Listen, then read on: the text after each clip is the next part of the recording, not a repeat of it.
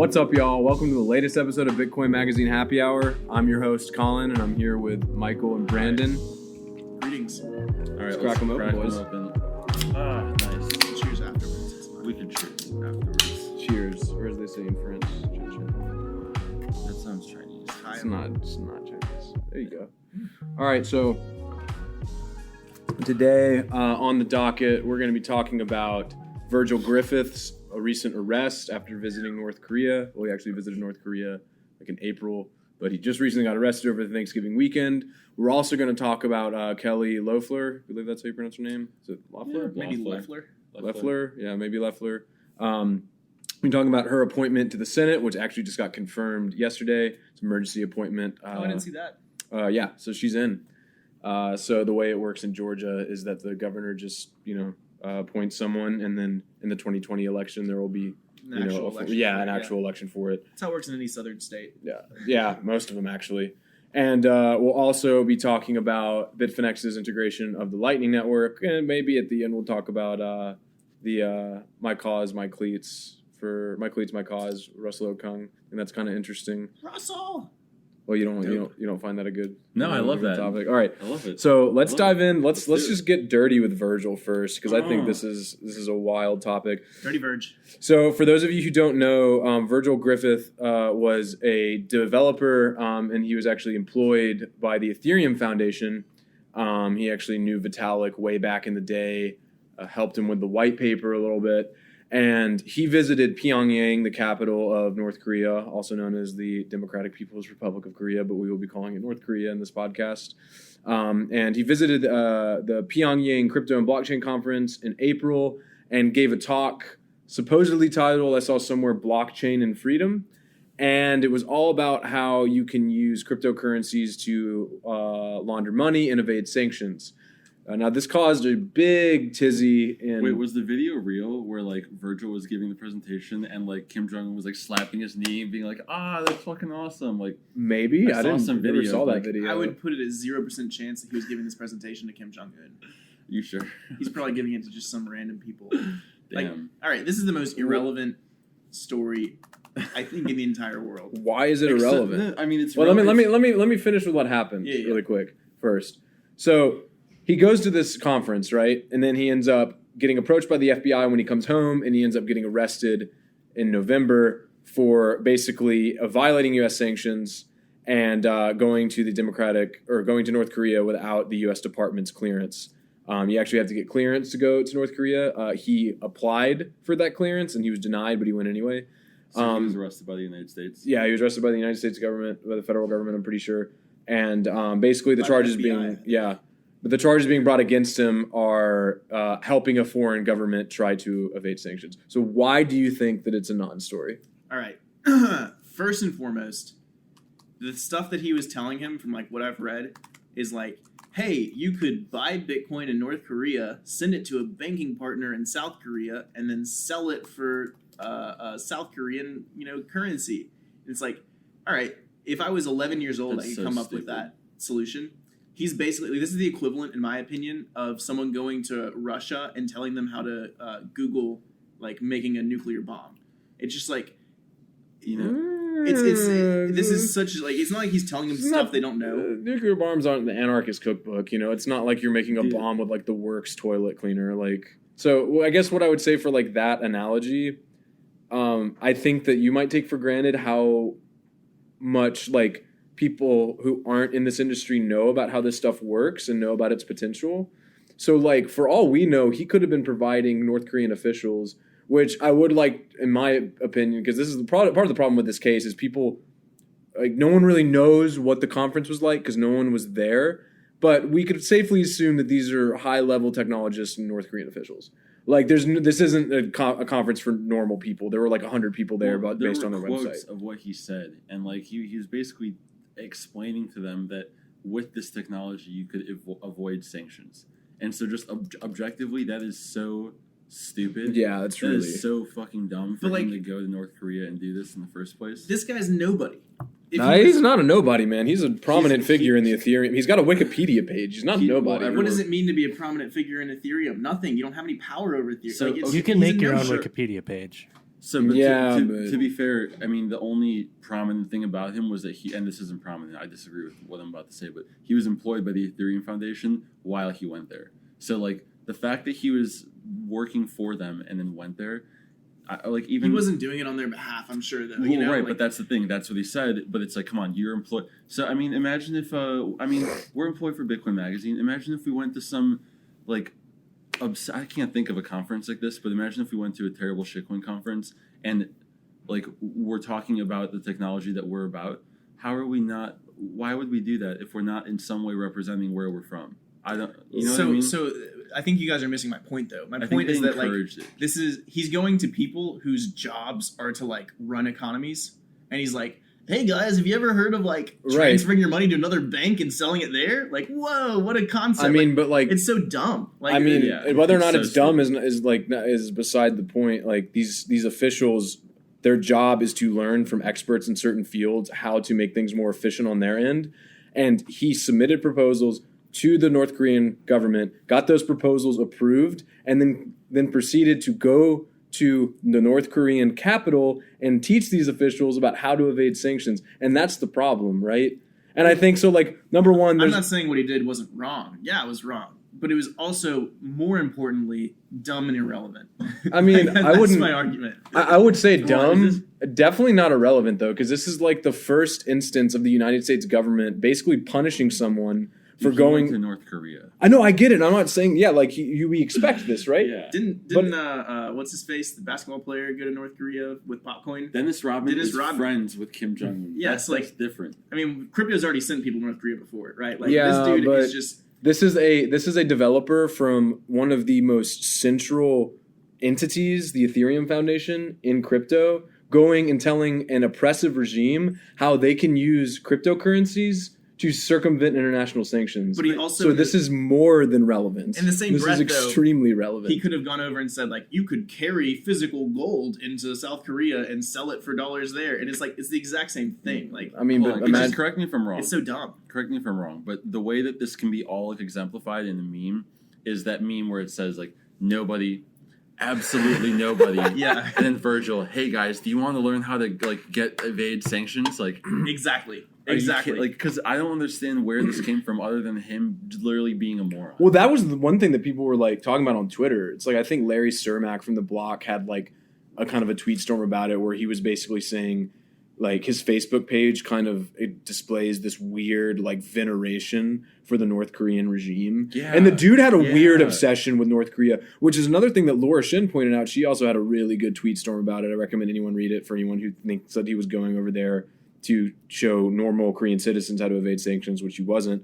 But she was basically saying, like, okay, he seemed to be obsessed with North Korea, but he either A, was super naive, or B, did not really understand how the political system works. Maybe both. Yeah, well, maybe the dude, thing. you know, maybe let's give him the benefit of the doubt for a second. Maybe he went over there completely expecting this to be a normal blockchain conference like we would go to in the United States. I'm just saying, let's give him the benefit of the doubt. And he just thought he was going to be presenting to people there on a topic that he thought was relevant.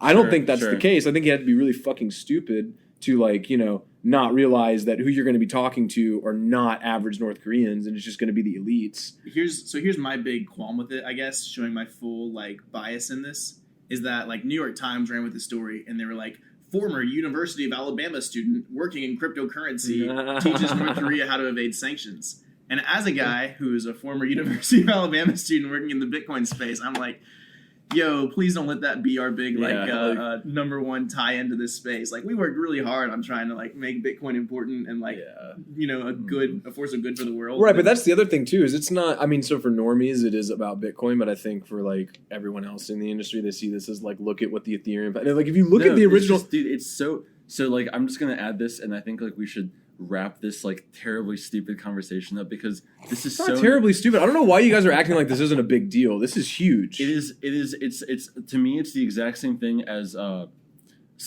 criminal walking up to a bad example, but it's just about the point of, we don't have to talk about this for that long.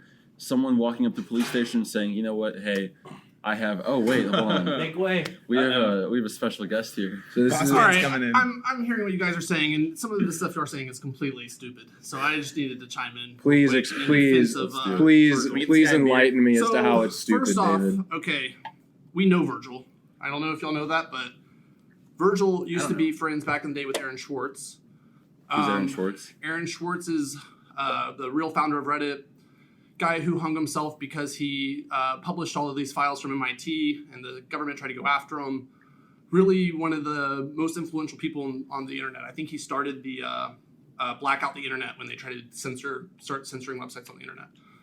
So Virgil has a history of doing provocative things that push the limits of really freedom for individuals, period. So he started something called Tor to Web, which allowed anyone to go to a website called onion.city and search the dark web from an existing web browser. So that's already something that's like... So what does this have to do with him going to North Korea to talk to the establishment about ways that they can use cryptocurrencies? About going to North Korea is that Virgil, as many people in the Bitcoin space think, is not someone who considers himself a subject or slave of the United States. He considers himself a free person with free thought who can say whatever he wants to say to whoever he wants to say it to. There is nothing wrong, or should be nothing wrong, with telling someone to go Google something. There should be nothing wrong to telling someone to go to a website and learn something. He wasn't telling them to go there Google should something. be nothing wrong with identifying the difference between proof of work and proof of stake as it relates to a blockchain. None of those things are state secrets, and it's really a criminalization of knowledge sharing, which I think is a really bad thing to have in a free world. And what Bitcoin is fighting for is a free world. I would also say, like, put the shoe on the other foot. If someone from North Korea came to America, gave a speech on how the United States could use blockchain technology to stop economic activity in Korea, returned to North Korea, was arrested in They would North be Korea, killed for doing that in North Korea. Then that's kind of my point. You know, the Americans would Like- say civil rights abuse. Right, because I Not think... like he had that coming. He shouldn't have done that. So yet, when an American goes to North Korea and comes back to America, we think it's okay to lock him up and throw him in a David, cage. people in North Korea are imprisoned for consuming Western media. Like, this isn't America, and you can't draw comparisons between the two. What Virgil I'm did... saying if the government of North Korea did that, it'd be disgusting.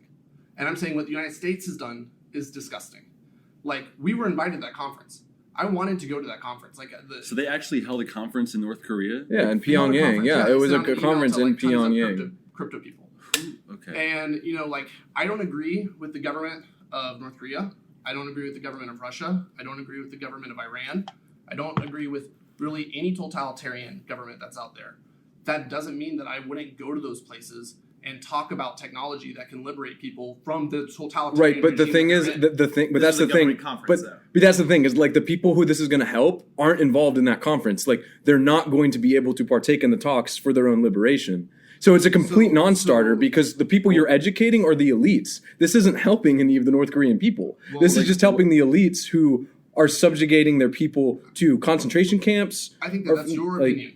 That's your not. That's literally So, like. what Colin's bringing up is like what Laura like made this big thread, and This she is how basically was North Korea works, man. This she was isn't an ma- opinion. This is how a totalitarian state She was operates. basically explaining how like anything that has to do with anything relating not to the totalitarian like basically anything that's not exactly the criteria that like the government wants their people to learn.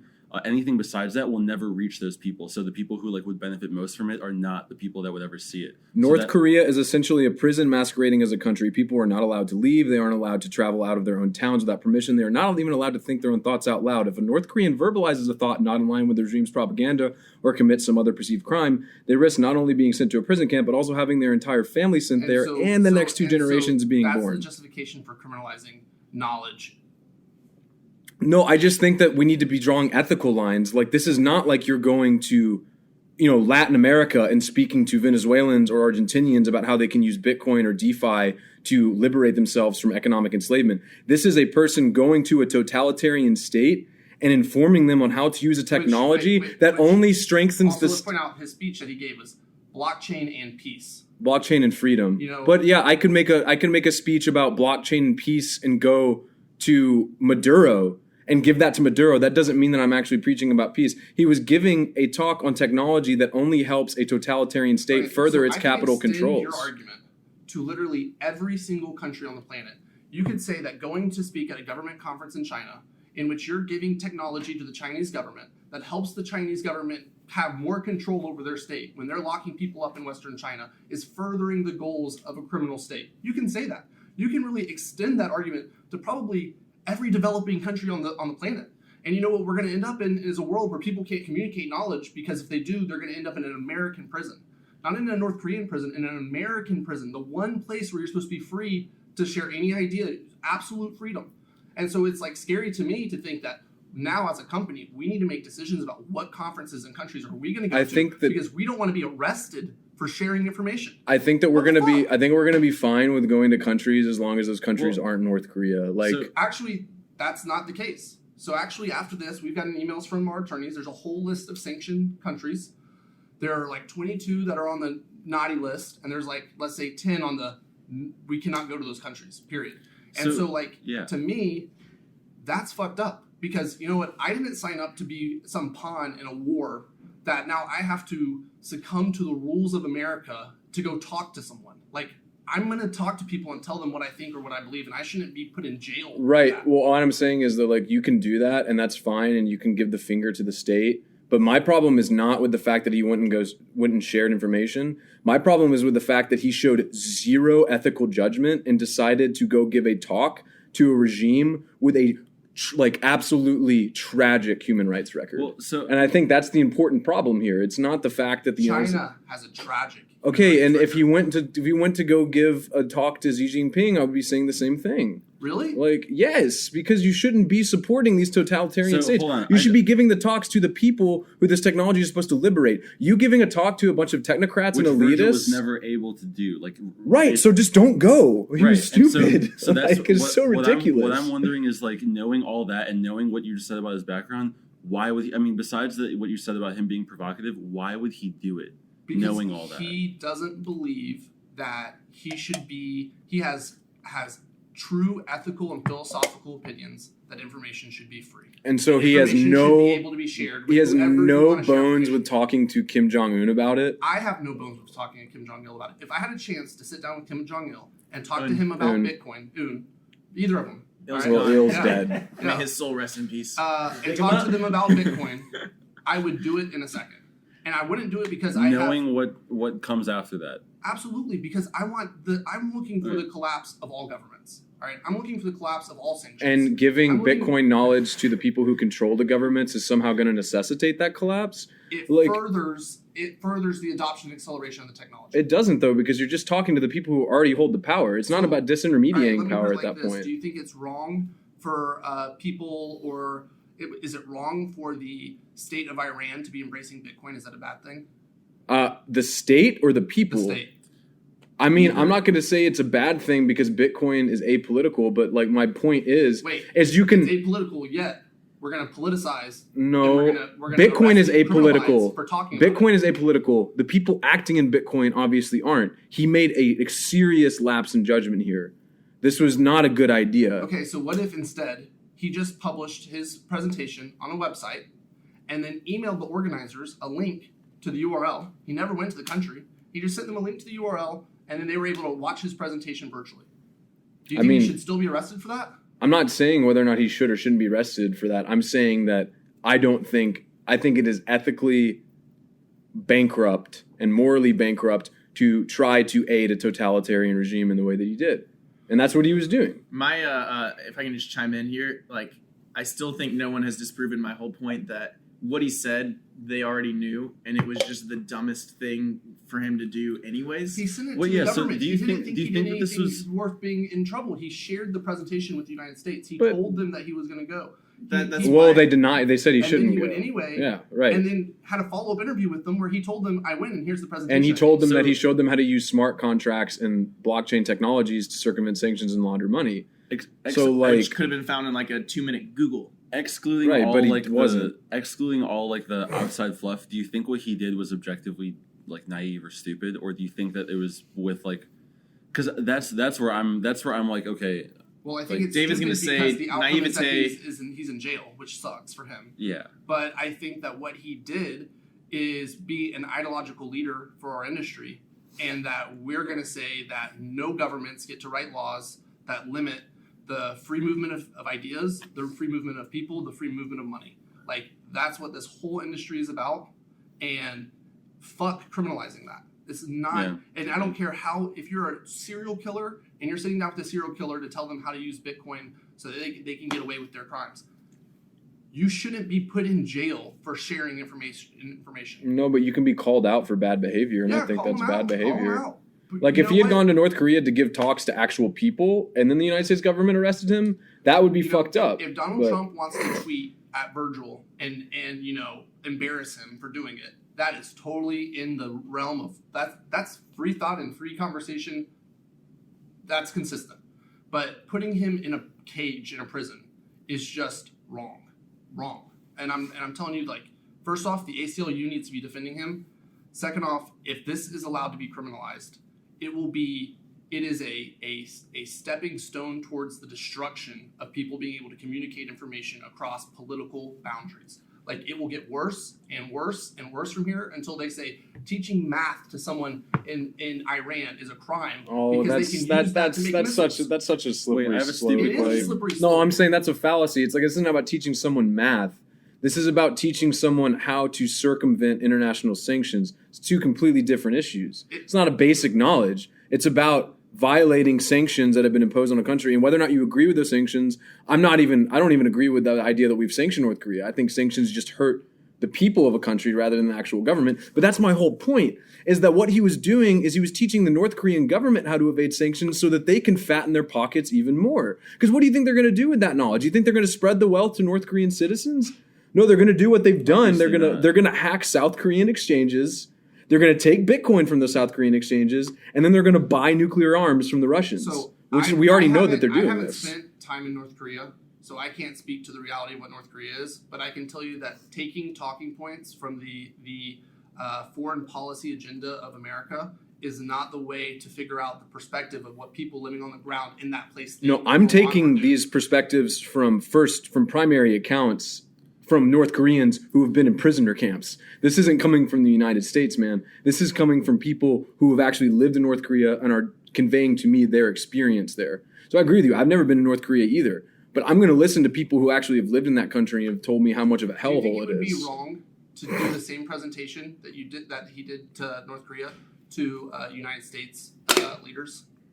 Yeah, I absolutely think so. So you think to sit down with the U.S. government and to share similar information with the U.S. government would be morally wrong? From the perspective of us being U.S. citizens, like, it's our country that he's coming to, like, teach us to, or because it's the United States? If it means further concentration of power and elites exercising a degree of control and power over their people, I think that is wrong, yes. All right. Well, then if we're going to be equivalent in our application of the law, which is how it should be, then half of the industry should now be arrested and put in jail because they've sat down with the U.S. government and told the U.S. government how to leverage this technology. And so let's just arrest everyone. I'm not saying that he should have been arrested. We're arguing two different points. I'm not saying that he should have been arrested. I don't even feel like there's an argument here, because it's kind of like we're acknowledging just like every single angle of what's going on here. And yes, like we believe it's naive or whatever, but it's also part of like it's like what this whole industry was like brought up about. It's like being able to be free and do all these things that like are borderless, and like that's basically what he was trying to promote. So it's kind of like, I don't know if there's an argument here. Did he take it to the extreme? Yes, he took it to the extreme. Yeah, totally. But you know what? That's freedom. Take it to the extreme. He literally to the highest level of, and to some people, I mean, like that's always what these things seem like. It's like these things seem crazy, ridiculous, stupid, but pushing it to the extreme always seems that way. Let me point out one other thing too. All right, you know how much money? It's ridiculous. For the percentage of the money that like could be laundered in crypto versus the laundering that North Korea does, nothing. It's infinitesimally small. You know why they arrested him? They are sending a message. I have no doubt that they're doing that. Who's the message they're sending it to? You. Wait, can I ask a stupid question? It's if you talk to people we tell you we don't like, we will put you in jail. And that is what freezes dialogue. It freezes commerce. It freezes ideas. And what I'm saying is the dialogue with with authoritarians like Kim Jong-un, you don't even need to be having a dialogue with people like that. We need to be careful about who we talk to about this stuff because it's a powerful tool. And I agree. I agree with that. You shouldn't be arrested though for it. Where is he in jail? Is he in the United States or is he in North Korea? He's in America. He's in an American jail because this entire time I thought he was arrested. No. He got The FBI interviewed him and then arrested him in November. So they interviewed him. We arrested political prisons. Wow, I didn't know that until this conversation. But that's crazy. Right. All right. Well, so we've beaten this topic. Well, wait. I just need to wait. I had to weigh in on that. Because Virgil, I hope you see this. I hope you get out of prison. I hope everything works out. The ACLU needs to back him up and free Virgil. Free Virgil. Wait, well, before you go, because I want your take on one other topic, and if I pronounce your name wrong, let me know. Kelly Loeffler? Loeffler? Yeah. I think it's Loeffler. Loeffler? Yeah, I think we're going to go with Loeffler. I'm sorry, guys. Sorry, Kelly, if you're watching this. Kelly Loeffler, she got the seat in Georgia's Senate. She was just approved by the governor. How awesome is it to just be appointed? You don't have to do anything. Right. Like you're now a U.S. citizen. So she's going to. So she got appointed. She's going to have to run for re-election in 2020. But quick, 2-minute thought blurb on that. A Bitcoin CEO now in the Senate. Yeah. I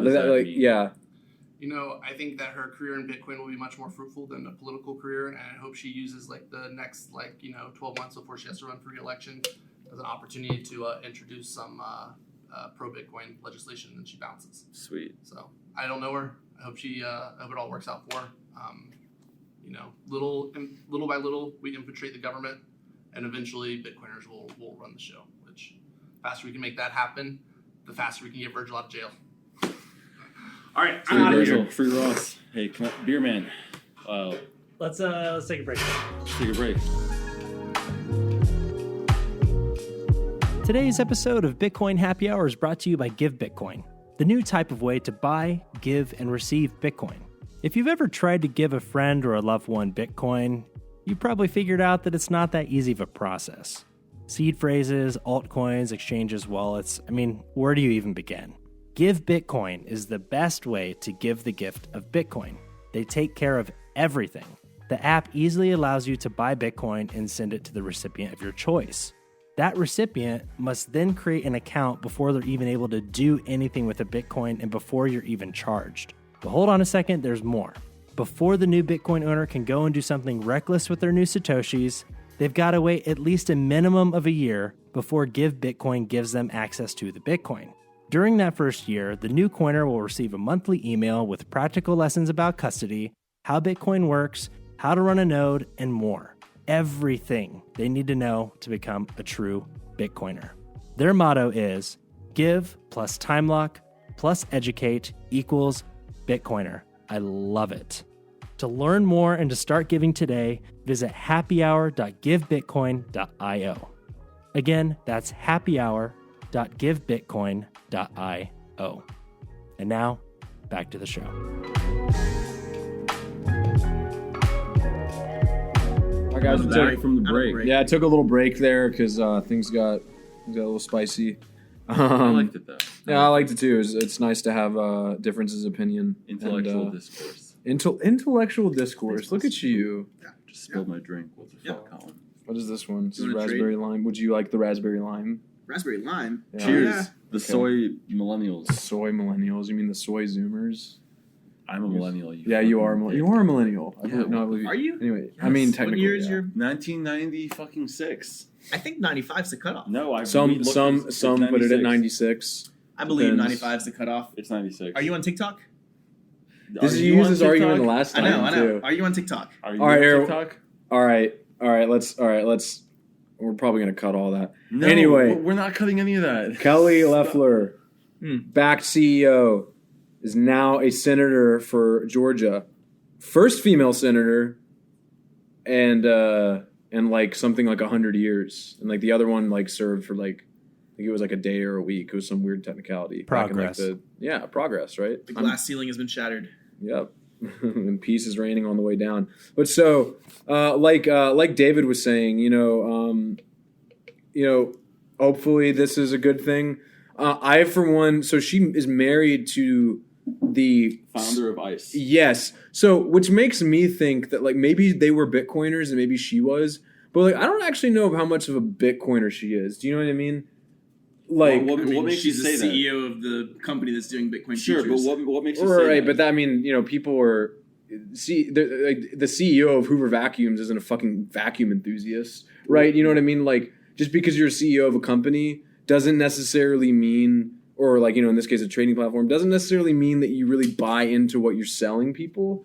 Like, I'm just saying, like, I don't know what her commitment is to Bitcoin and how much she is into it. If she was into it beforehand, if she just kind of took this position because she's a shrewd businesswoman and she saw an opportunity. I don't think it matters. I'd assume she is. Yeah, I don't think it matters how long you've been in Bitcoin, but if you just become, and I know she didn't just become, but if you just become the CEO of a Bitcoin company that's doing institutional adoption, you're a Bitcoiner and you're a hardcore Bitcoiner. Well, maybe on top of that, like, what's she going to go back to if, assuming she doesn't go for re-election, like, she's going to go back to being CEO the bond of Bakkt, markets, which the means, bond markets. she's going to want everything to be lined up for Bakkt to succeed because I'm sure she's got all sorts of vested Well, and its interests. volume, speaking of Bakkt, its volume has been rising. I saw something from Alex Kruger recently where, like, actually, like, a fraction of a percentage of its volume is actually physically settled Bitcoin futures. They're And only most of doing it is cash settled. Yeah, most of it is just paper. But it's because there's an option, right? Like, you can either have physically settled if you want to, but most of these Wall Street traders don't care. They just want cash, right? Like, they want Sad. yeah, I mean, Sad. that's all they know, man. All they know are, like, derivatives and cash settlements. So, like, none of them want it settled in kind. But anyway, volume has been rising, which is either a good or a bad thing, Dude, I think the takeaway message is exactly what David said, though. Like, we've made it. Bitcoin's in the Senate now. Like, that's one way to look at it. There's one Bitcoin senator and 49 non-Bitcoin senators for the first time ever. I think was it David that Or just said 99. There you go. I mean, we'll see how much stuff she's able to like push or whatever, because she's not going to be able to get anything approved or anything. Well, yeah, I mean, she's not going to meaningful probably sent through push for because like. she's appointed. Yeah, she's not necessarily going to push for any Bitcoin. But she can make like some spirited on the floor speeches. Hopefully, that's what she does. Well, what's cool is it's like just continuing the kind of trend of like Bitcoin politicians. Like you think about like Patrick Henry, right? And who was the other one that came up during the Kentucky Libra? guy. I think Patrick Henry is the Kentucky guy. The Colorado governor and the Montana.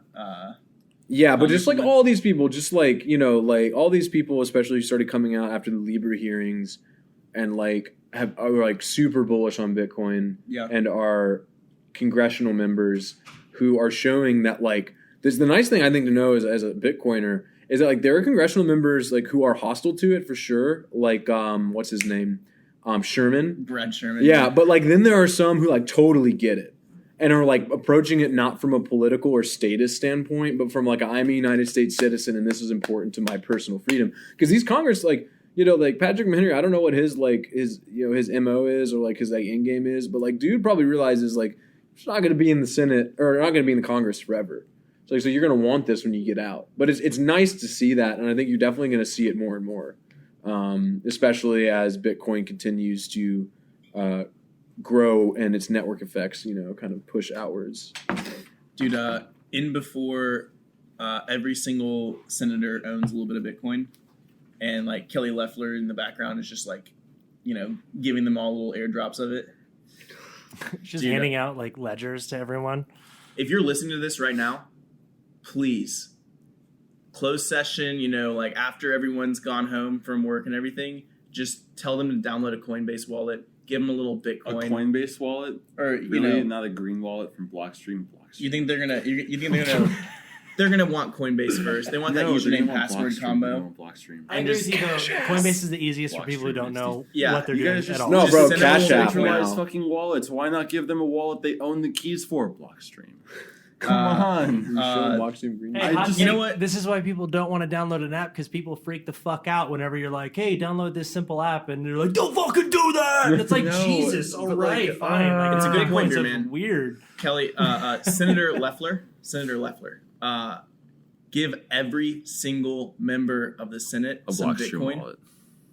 Just do that for us and let them kind of start owning it. It's like the ultimate Trojan horse. Like, hey, I'm giving you money. And then, in 2-3 years when Bitcoin's mooning again, you're gonna have a whole lot of senators who want to make sure that Bitcoin's got all the regulatory protections. This just in, Bitcoin to not moon within the next 6 months. That too. Probably likely.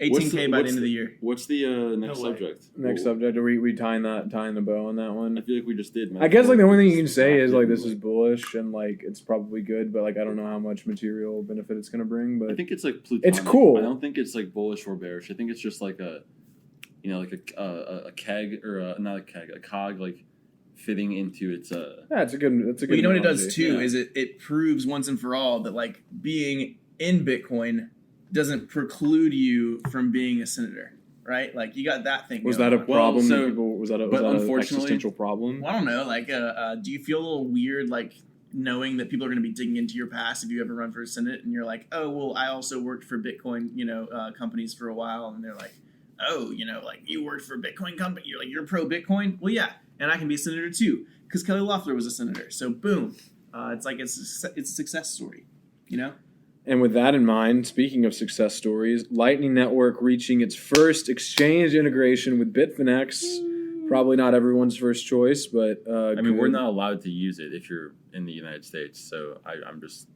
Man, if I had a Bitfinex account, But- I'd be topping it up with some Lightning Leo Bitcoin right now. Lightning. So like that's the other thing too. So this year Spark Swap came out, right? And so did Jack Mahler's Olympus, which is a way for you to buy Lightning Bitcoin to a Lightning wallet. Yeah, like let's fucking eat, boys. Right to your Lightning wallet with an ACH transfer, which is super dope. I love that use case, especially for onboarding people onto Lightning because Lightning is super complicated. It's still really buggy. It's a hard network to use. That being said, I don't really know, like what's the benefit? Like, there's not for me like adding Lightning withdrawals and deposits on an exchange. Unless fees just become astronomical, like at least right now, I don't really see any material benefit because when you're going to an exchange, you're already giving up custody of your assets, and you don't really care about whether or not the like on ramps and off ramps are greased with something like Lightning or decentralized because You do actually. I'll tell you why. why? Tell me why. Are you ready for this? Okay. It's not. I just was waiting for you to Drop the finish with knowledge your point. 2 points that kind of overlap into each other, but just as someone, as you were saying that, I was thinking of like, what would I use it for? Why would I use it? On-chain transactions, you can't guarantee, you can only assume that they're so fast, and by default, they're slow. And so they're going to take 10, 30 minutes. So for arbitrage is what you're saying. So maybe. if I'm a trader, so the first underlying reason I believe is to... Oh yeah, the arbitrage game just got like I dramatically. mean, the arbitrage game gets a lot more efficient, and there's a lot less Okay, opportunities. that's a good point. But first and foremost, you're like creating this infrastructure for the future. So that being said, in the future, once the Lightning capacity is able to support, multiple Bitcoins worth, like per, if I wanted to deposit one whole Bitcoin onto Bitfinex, eventually that will be possible. Just it's a matter of when, not if.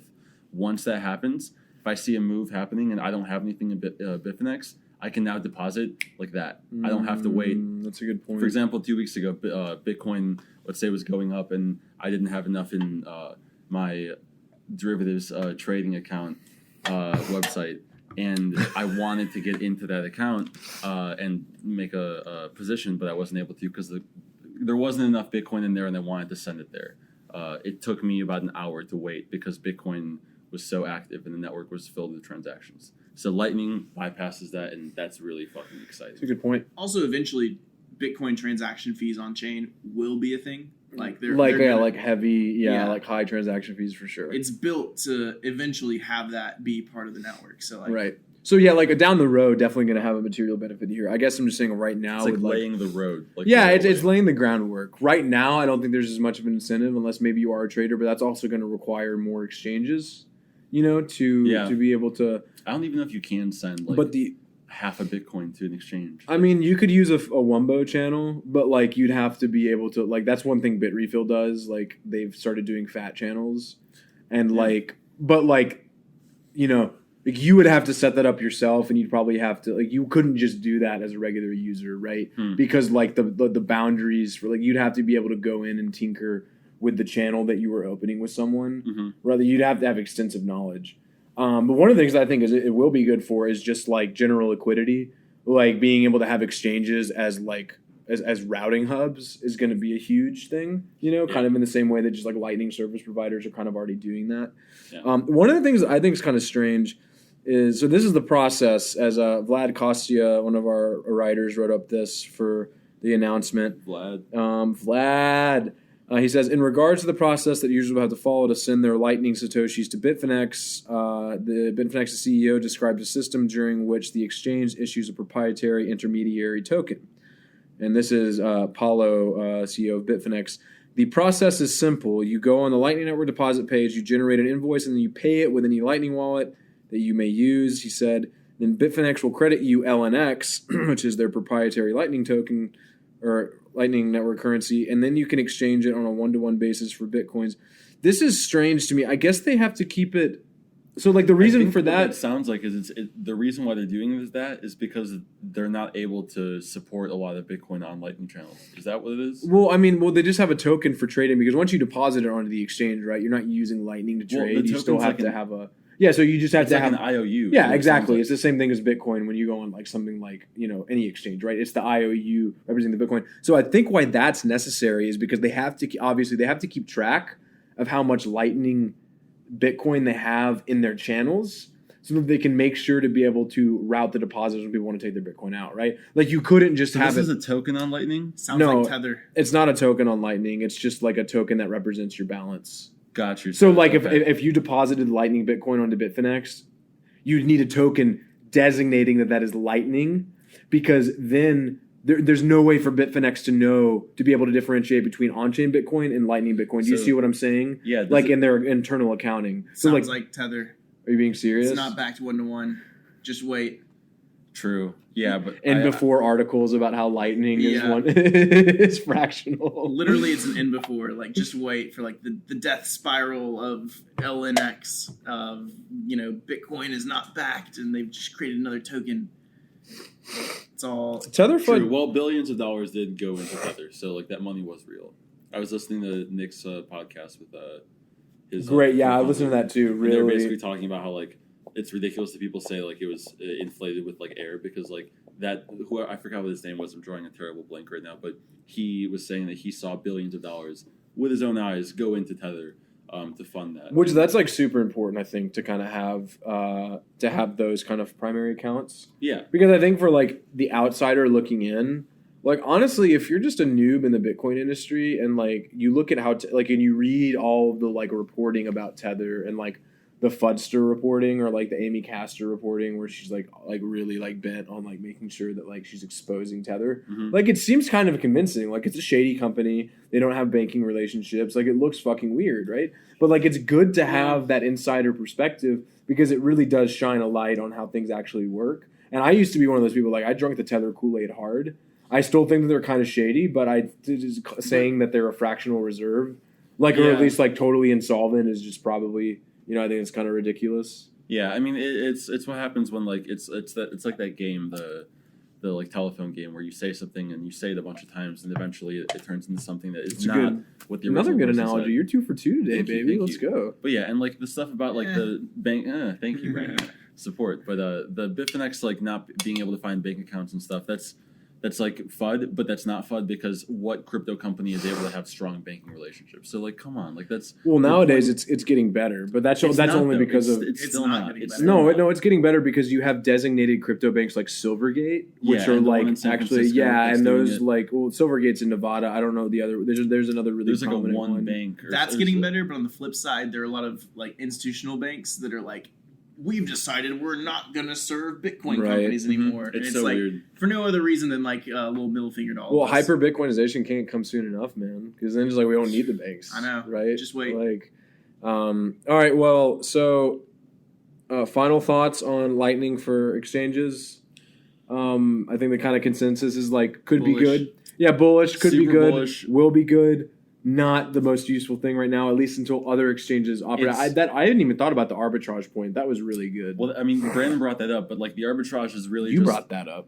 Well, so what I pointed out and like what I really love about Lightning going onto exchanges is like the fact that it now creates the infrastructure to deposit quickly. That's really it, depositing quickly. You're not able to do that. If I deposit to Binance, Coinbase Pro, anywhere, you have to wait 30, 45, 50, an hour, sometimes 2 hours. If we're in another bull market, you're going to be waiting 2, 3, 4. Honestly, if there aren't Lightning-enabled exchanges in 2-3 years from now, you might be waiting days to deposit your Bitcoin. Did you hear him just get worked up? Like, you just worked yourself up on that. Well, I'm passionate about that. It could be an hour. You could do 3...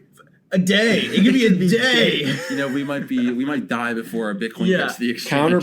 Counterpoint to that though, and this isn't like people would scream at me for this, but like for the exchange, as soon as they see the transaction hit their mempool and they know it's from you, like, and if you let them know, credit that. Yeah, they would just immediately credit it. As long as the fee is high enough, there's not really. Yeah, they don't, but they could, because that's how a lot of payment processors work. It's a risk. Though. Yeah, it is a risk, right? Which is why it's like. So like betting platforms right now, and like other platforms, I'm sure too, they credit with zero conf. That's a risk that they take. But exchanges, and you said like if they know it's me, well, who am I? Like, what if I turned into a malicious actor? What if I finally build up the credit to say, oh, I'm a good person, and then financially screw an exchange with a irreversible transaction that completely ruins the business? So yeah, it's too high risk for an exchange to credit without a couple comps. Yeah, I mean, maybe one comp. You know, honestly though, now that I think about it, maybe like when the Bitcoin hash power is. It's already astronomically high, but when it's so impossible to even think about attacking it, maybe then zero conf is like, well, how can you reverse that? Also, if you think about it from like a legal perspective, like they know you're the account, like they can see from your like account's logs that you were trying to deposit Bitcoin through your account. And so they have like, they know you're the one saying you're depositing this much Bitcoin. So if you end up trying to screw them by like sending that transaction somewhere else, yeah, I mean, it's like, what if I was fake all along, though? It's unless I know the exchange personally, and at that point, you're setting custom rules for different users. Right. So it would be too much. I agree. Like, ultimately, it's too much of a headache because, like, let's say that they do take zero comps and you trade with Bitcoin you don't have, then they have to disable withdrawals until that confirmation hits, right? Because if you were to zero comp, send Bitcoin in, they credit your account, you trade for another token or Ethereum, then you withdraw that, and then you just double spend the Bitcoin and then add a higher fee, and then the higher fee one is the one that goes through first. Then you just got free Ethereum, right? Or like free whatever. Yeah. But like so they would have to wait until you actually trade, I think, and like disable your withdrawals. But anyway, I mean that's beside the point, I think that's a good point about especially in the future when block size is a little more, or like demand is a little higher for block space. Definitely going to be a game changer. All right, we're running out of time, but I do want to bring this up just very briefly because I think it's super cool. Russell Okung, the left tackle for the Los Angeles Chargers, for his tighten up, baby. Down with the Chargers. Tighten up. Let's go. I'm a Chargers fan. I'm a Bears fan, so I don't like either. But anyway, so for his My Cleats, My Cause, which is a NFL initiative where players design their own custom cleats and wear them in Week 14 for certain causes, usually charitable, he chose BTC Pay Server. We just released an article about this today. If you haven't peeped the kicks yet, super dope. You should go check them out. But Russell Okung has kind of been like the premier like NFL ambassador for Bitcoin, and I just think it's super cool that he is giving BTC Pay a shout out because it's one of the coolest projects. What I really love, open source Bitcoin. Yeah, I mean I think there's so many awesome open source projects, but BTC Pay is like one of the best. What I think is really cool about this is that Russell's actually going to be able to wear the cleats in the game, as opposed to other weeks in the NFL where there isn't this initiative where people are able to display like their causes that they're wearing them for. Like other NFL players wear cleats to warm up in, and they're always flashy. They always have some sort of message. So the idea behind this is not new, but the fact that the NFL is letting people like openly express a cause that they're passionate about on a certain week to wear them in game, I think is awesome. I think, is Russell on IR though? I think he's back. He's been back for a week or two, I think. Okay, cool. He might have been placed back on injury. I don't know, though. I think he's back, though. I know he's injured for a while. He his first start, I think, of the season was against the Titans. Yeah. In Nashville, which Russell saw you play. The first game of the season? Yeah, his first game that he played this season was against the Titans. Right, and then he came out with an injury for like weeks. And that's when we were talking about Bitcoin 2019. So, I think after that is when he got injured again. Dude, You know- also, by the way, Colin, did you see in Telegram the like GM or like his business partner Oh yeah, the Bitcoin as guy. gave you a little shout Yeah, out it was nice. for Nice. the article. So Nice. Hey, fun fact: Russell Okung is actually one of Philip Rivers' kids. really, Wow. is he number 14? Great. He's like number 36. Your Boo guys like this the man. Yo, one more quick note of just like a really interesting podcast I just listened to. That's like a pat ourselves on the back a little thing. Planet Money came out with the podcast. This may have been a while ago, and I just now listened to it. But about there was a Russian syndicate that was going to casinos and going to their slot machines. And they had like a little app that they were basically logging in all of their different moves of what came up on the screen. And then it was telling them what was going to happen next on the slot machine and how much to bet, basically.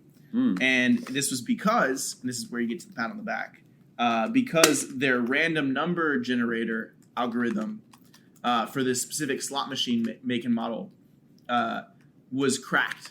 Like they figured out what the elliptical curve technology was, like in order to kind of make that random numbers stuff happen. Uh-huh. So turned out like these Russian guys are able to like basically put it into an app and be able to backtrack exactly like what the next thing that was going to show up on the screen was because of like they cracked basically the randomness of the curve. What made you Wait. think of that? Yeah. I literally listened to this thing last night and I was just like, oh man, this is like such a crypto thing. But because of like some of the new like advances in technology that have happened in part because of this space Mhm. and like all these people trying to create their own, blockchain security algorithms and stuff like Yeah. that's now not a worry. Like SHA-256, right, was like one of the but anyways, listening to the podcast, I don't know like what the exact encryption mechanism they had in order to like make it provably random was, but like it was just super, super interesting to kind of hear like the same sort of math and back end stuff that goes into Bitcoin and crypto also goes into these casinos, and like one of them was hacked. So what's fun? This reminds me of this story that like what you just brought up. The official Bitcoin wallet, if I'm not mistaken, I might be misspeaking on a couple of things, but the overall story is the same. The official Bitcoin wallet for Android.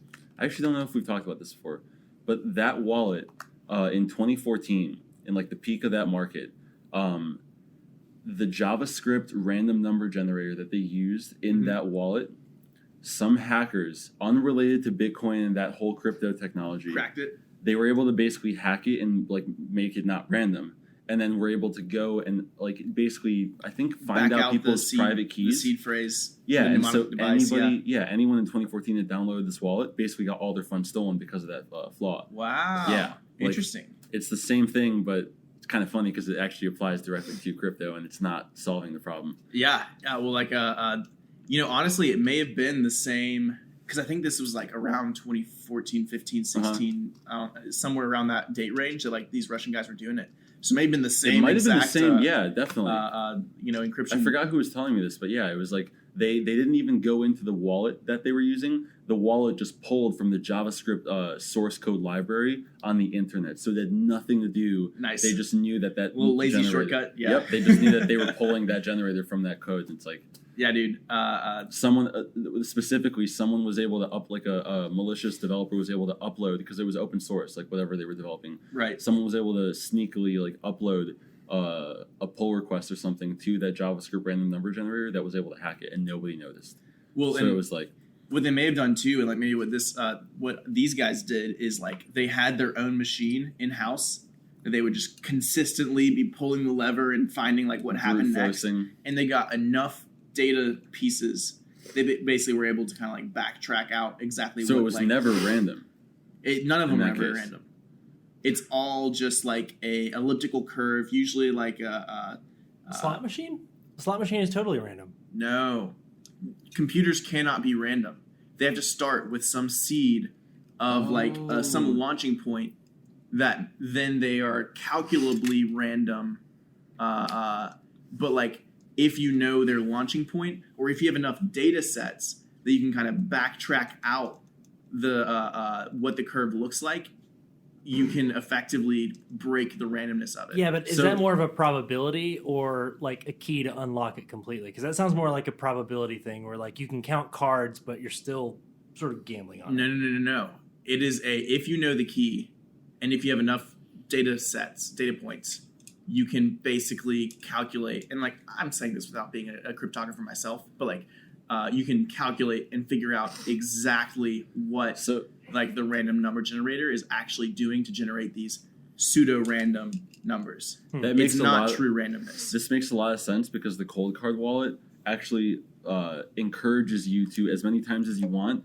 They have a random number generator that they use to generate your private key, but they also encourage you to enter a random number that you think of in your head Exactly. to help like randomize the randomness. Totally, yeah, and like a lot of these, That's cool as a lot shit. of these will have like some sort of. Sometimes they'll use like the date of your like the time of your computer as like one of the inputs for the random number So generator. it's Because like random. there's like, some real randomness kind of added into it, but none of them are like. There's always an elliptical curve kind of graph that they use in order to kind of augment the actual randomness on top of it. And if you can crack that, then you can crack the actual randomness of it. That's why also for Bitcoin, like one of the things is that Bitcoins, I think, is like some sort of curve like this, like an x to the 3 kind of curve. And I'm sure it's way more complicated than that. But like, because of the fact that there's like potentially 3 different points along any line that's created in their elliptical curve, you can't actually prove that like any sort of one data set falls on any point of the curve because it can intersect multiple times on that curve. And so like that's also why this is now going. I know, and this is like beyond me. way beyond. But this is also why people talk about quantum computing as like a big issue for Bitcoin, because they'll be able to figure it out. Like because that you can kind of more skip quickly. that step of abstraction and like suspend it in like the yes no quantum. Ooh, let's talk about that next. Beer episode. man, cue the money. Yeah. And we are out. Oh, Thanks for what? joining us for this episode, guys. So you liked me throwing money at you like 2 weeks ago, No, I mean, I like it when Graham does it. but it turned you on. It's I don't know about turning me on. I'm the money It's thrower a in little this town. masturbatory. Take the shit. Like, All right. People were suffering because this is devalued. I don't know, dude. That was the most interesting part in my opinion. Yeah. That was Anyway, fun. thanks for joining us, guys. Tune in next week. Deuces. Peace.